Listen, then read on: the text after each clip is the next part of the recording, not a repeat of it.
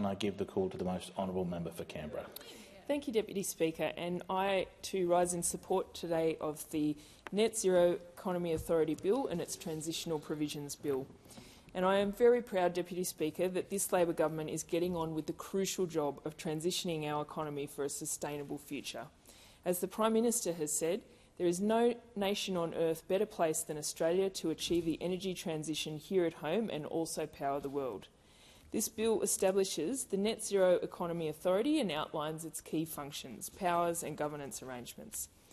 The Net Zero Economy Authority will promote the orderly and positive economic transformation as the world decarbonises.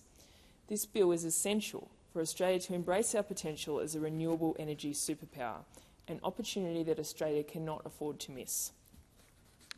As this new authority will be crucial to ensure that hard-working Australians in industries such as coal or gas-fired power stations aren't left behind in the transition and can use their skills in our new renewable industries. As we know, Deputy Speaker, our economy is undergoing the biggest transformation it has undergone since the Industrial Revolution. It is a huge task. It's also a task that we must see through. There is no room for equivocation or delay. We must transition as fast as possible. But we can't allow for anyone to be left behind. The government understands that workers in closing industries must be supported through the transition, and Australia is well placed for this task. Our regions like Gladstone, the Hunter Valley, the Latrobe Valley and others have powered our nation for decades, and they will continue to do so. Our abundance of renewable energy sources of every metal and critical mineral essential to net zero technologies can be found in these regions. So it's important that when old industries close, that employees are empowered to work in new industries taking their place. That's why this bill will also set up a legislative framework to enable the authority to establish pooled redeployment arrangements to support employees in closing coal and gas stations and dependent employers to transition directly to new jobs at receiving employers. The authority will be required to undertake a community of interest process to identify closing, dependent and receiving employers when a coal or gas-fired power station announces its closure. The Fair Work Commission would make a community of interest determination based on an application from the authority's CEO. There will be obligations on closing and dependent employers to facilitate participation of their employees in the redeployment plan and to provide access to advice and training. And while participation by receiving employers would be entirely voluntary, the government will use financial and other incentives to attract the interest of receiving employers. Unions will also have standing to make submissions to the Fair Work Commission regarding the composition of the community of interest and will have an ongoing role representing workers during the process. Deputy Speaker, a strong transition plan, such as provided for in this bill, is incredibly important. When I was a university student, I did my honours thesis on the closure of the Newcastle Steelworks and how government and the community, unions and employers came together to ensure the smoothest possible transition of the closure of that iconic steelworks that employed so many in that community. Many people had worked there their whole lives, and many people had worked. It was third generation of families who had worked there. And the importance of getting that right for those workers and their families, for the regional and our whole economy was critically important. And from that, there were many good examples of how this was done, and including BHP's response was exemplary in how to manage, a closure.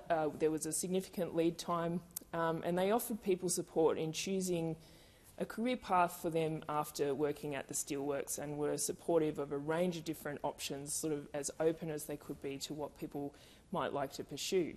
But there were also some important examples where they matched people's skills to needs in the economy and community. And one really good example of that was that, of course, after working in the steelworks, the employees had a high level of technological skill, and there was also at the time a shortage of technology teachers. So BHP actually supported employees who wanted to take up the option to study to become teachers while still working at the steelworks, and then place them in employment in the New South Wales education system. So that's just one example. But overall, the Newcastle economy transitioned well through that process and, transitioned to different industries that were there, but it certainly shows that when you put the time in to work together with the employees who are facing this, who are really at the forefront of the transition, the ones who will be personally affected, it is so important that they are not left behind. And as we transition to a sustainable net zero economy, this, as I've said, is the biggest change that our economy will ever have seen, and one that we must get right. So that's why this bill is so important. Deputy Speaker, this new authority, with its focus on managing economic change, complements the over $40 billion in government initiatives before the last budget to reduce emissions and become a renewable energy superpower. These investments include the $20 billion Rewiring the Nation program to modernise our electricity grid and infrastructure to support a renewable-based energy system, the $1.9 billion Powering the Regions Fund to support the decarbonisation of existing industries and the creation of new clean energy industries, the $6 billion Critical Minerals Facility to grow our critical minerals production sector, a $2 billion Hydrogen Head Start program supporting development of large-scale renewable hydrogen projects, the $15 billion National Reconstruction Fund to deliver and transform Australia's industry for a net zero economy. But of course, that's not it, Deputy Speaker. In this year's budget, the Treasurer announced $1.7 billion for the Future Made in Australia Innovation Fund to unlock private capital across new industries like green metals and low-carbon liquid fuels, $1.5 billion to build capability in solar and battery manufacturing that strengthens supply chain resilience, and $1.9 billion to recharge ARENA's core mission, commercialising and developing new renewable energy technologies. This bill today builds on this proud record in just our first term. The Net Zero Economy Authority will be a partner on behalf of government with industry investors in getting big transformational projects underway. They're projects that decarbonise industrial facilities, that build new industries, and projects that grow the future economic base of our country and especially our regions. These are the projects that are powering our transition to a cleaner future. These are projects like the Royalla Solar Farm in the ACT, which was opened in 2014, just a short drive from this place. At its time, it was the largest solar farm in the country and was key to helping us here in Canberra get to 100% renewable energy. Or projects like the Star of the South offshore wind farm, 10 kilometres off the coast of Gippsland, which, when built, has the potential to supply up to 20% of Victoria's electricity needs. 20% in just one project. In fact, since coming to government, we've already approved 46 renewable energy projects with another 130 in the pipeline. As a result of the Albanese government, we've seen a 25% increase in renewable energy in the national electricity market. And that's even more incredible when you consider the incredibly low base we are starting from after a decade of inaction from those opposite. The Net Zero Economy Authority will supercharge this important work. Deputy Speaker, on Tuesday, the Prime Minister and the Minister for Climate Change and Energy announced that the inaugural chair of the Net Zero Economy Authority would be Dr. Ian Ross. As the Prime Minister and Minister Bowen said, Dr. Ross brings with him a wealth of experience and a deep understanding of labour markets and economics. Previously, he served as the President of the Fair Work Commission and a judge in the Supreme Court of Victoria.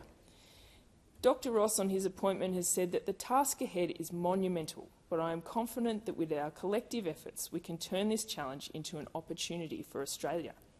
We have the potential to not only achieve net zero emissions by 2050, but also establish the nation as a leader in renewable energy.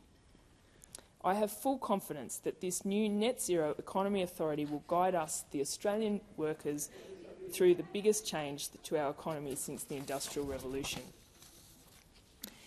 In his second reading speech, the Prime Minister has said, we want to create a new generation of economic growth and prosperity for this nation.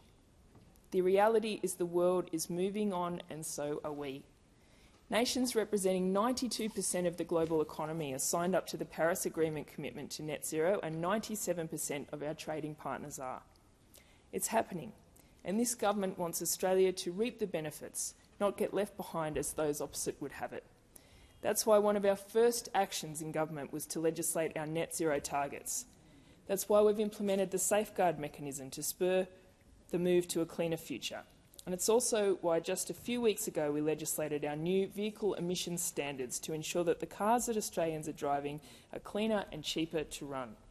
And it's why we've put so much work into rebuilding our international relationships after the disaster that was the Abbott-Turnbull-Morrison climate denial diplomacy. Who could forget the empty room in Glasgow as the former Prime Minister Morrison preached about technology, not taxes, and getting to net zero in the so-called Australian way? We are working hard to reset these relationships and our place on the world stage. When you change the government, you change the nation. The election of the Albanese Labor government in 2022 has jump-started this country into climate action. We're on track to reach 82% of renewable energy by 2030 and net zero emissions by 2050. This bill helps us to do that, and I commend it to the House. I do thank the honourable